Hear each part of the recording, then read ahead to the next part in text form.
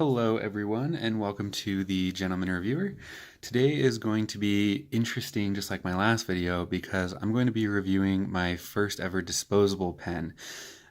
So far in this channel, I know it's fairly new, but I've tended to focus on fountain pens, mechanical pencils, backpacks, things that are going to last a long time. But expanding it a little bit, and just because I do like a variety of pens, I wanted to try reviewing a standard disposable pen that you see quite often, but I have had a hard time finding reviews on this pen, so I thought it would be something unique that I could add to the pen community. So to start off, this is as you can see, the Pilot Precise V5 rollerball pen. The V5s are extra fine, 0.5 millimeter writing size. And like I said, these are a rollerball pen. So to give a little bit, for those of us unfamiliar with the difference between a ballpoint and a rollerball, because up until a couple months ago, I didn't even know the difference, and I had been using fountain pens for a long time. I had some nicer pens, and I had no idea what the difference was because in my mind, rollerball, ballpoint pen, they sound almost synonymous or interchangeable. So a ballpoint pen is like your standard disposable pens, like these ones. I guess that's a Papermate Inkjoy. I just kind of grabbed it out of a pile I had. But these ones have a thicker oil-based ink. Let me make sure that's an oil-based. Yep, oil-based ink that is generally uses, say, alcohol as a liquid, and that's going to dry very quickly on some paper.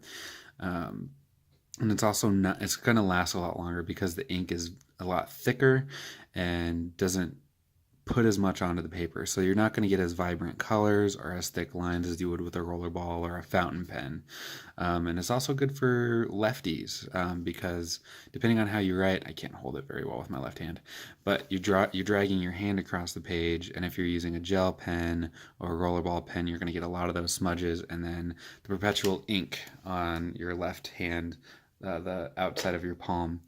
Now, a rollerball, it uses a water-based ink, so it's very, very similar to a fountain pen in that nature. It's going to put a lot more of the ink on the paper, so you're going to get a little more vibrant colors, a little bit of a thicker line, which is why a lot of people tend to prefer these. When I was researching this pen, I found that a lot of accounting firms or lawyers really like these pens for that reasons, because they're going to be very vibrant, they're very thin, and they're very good writers, very reliable. So now to get to the pen itself. Since I wanted to do a disposable pen, I figured I'd use a pen that I've used for a long time. Just like the Pentel Quicker Clicker for my first mechanical pencil review, this is a pen that I've used intermittently since I was a kid. It was another one that I found and really liked. I had a hard time actually finding these just because I was terrible at remembering what they look like, and with the overwhelming variety of pens that were available even then, I had a hard time finding one.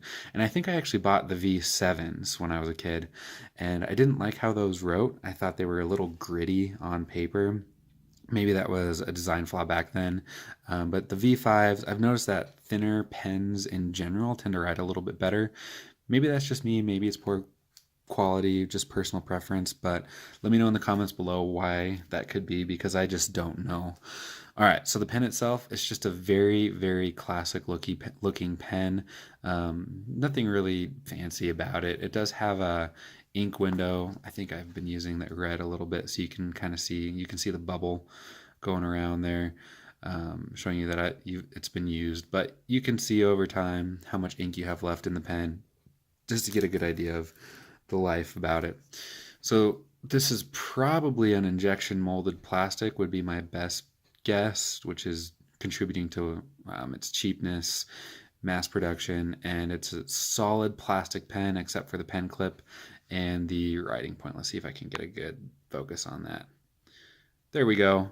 So it's very, very thin, writes very well. I'll do a writing sample in a little bit. So let's get back to more about the pen. The clip actually works pretty well. I have had these bend out, and they're really hard to get bent back because you can't really bend it past the body, but they seem to stand up to use and abuse pretty well. So the grip on this, as you saw on the black one, is plastic, and the colors in there tend to match the color of the ink, which I really like. The blue on these is really vibrant blue. Like I said, I'll do a writing sample in a little bit. But the grip on it, despite being plastic, it does have some grip to it, and I do like it. It's fairly thin, um, but it's comfortable for using for a long time, even with my crappy grip that I usually tend to do like that. I tend to grip pretty hard as well, and even with that, I don't really get fatigued. Post pretty easily, not going to fall off. The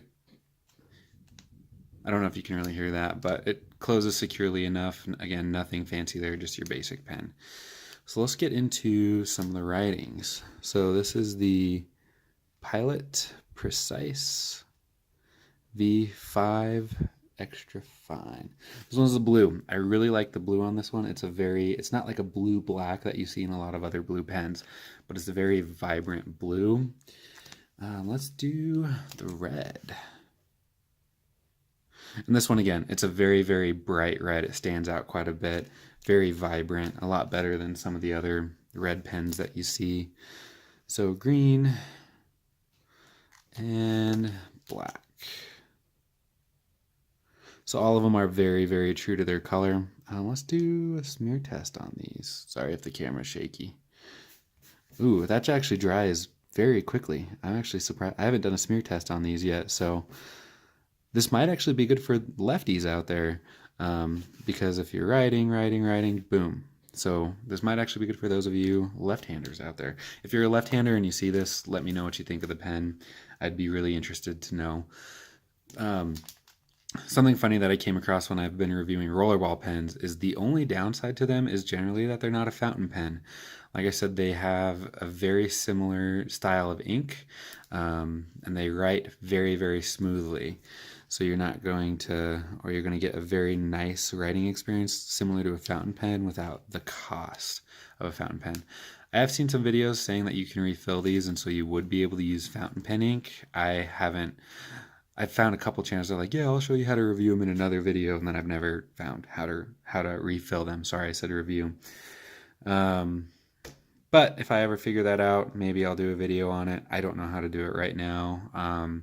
They're also fairly cheap, so I'm not terribly interested in refilling them, mostly because I have a wide variety of pens, and I just go through. I don't usually use them all the way, which I know is terrible, but I like buying pens, so I don't often have a lot, or I have too many, and I don't often carry a lot with me. All right, let's see. So the varieties that this comes in. So like I said, this is the V5, 0.5 millimeter line. The V7 is obviously going to be a 0.7. I have seen these on Amazon for a 1 millimeter on the Precise. I haven't bought those. I tend to stick to 5 millimeter and lower. Sometimes I'll go to a 7 millimeter, 0.7 millimeter. I just can't. With my small handwriting, it just gets blotchy and gross, and I don't like it. But overall, I think these are a very good entry-level rollerball pen. If you're not sure if you like a fountain pen, or if you're just not a fan of filling them up, buying the extra converter or extra cartridges, these might be the way to go if you're looking for a smooth writing experience. As you saw on this, the ink does dry fairly quickly, so it might be good for those of you lefties. Again, if you're a lefty and you've used these pens, let me know what you think of them in the comments below. And also check out my written review. I'll try to remember to include a link of it below and right above the comments section, and follow me on my other channels. If you like what I've done so far, please subscribe to my channel. I'm trying to grow this just so I can get a little bit more experience and a little bit more feedback, and I would greatly appreciate it since I'm brand new to this. I'd also appreciate any feedback you have for ways that I could do better reviews, and just get you all more information about the product and other things you'd like me to see, or like to see me do. Thanks again, guys, and I hope you have a great day.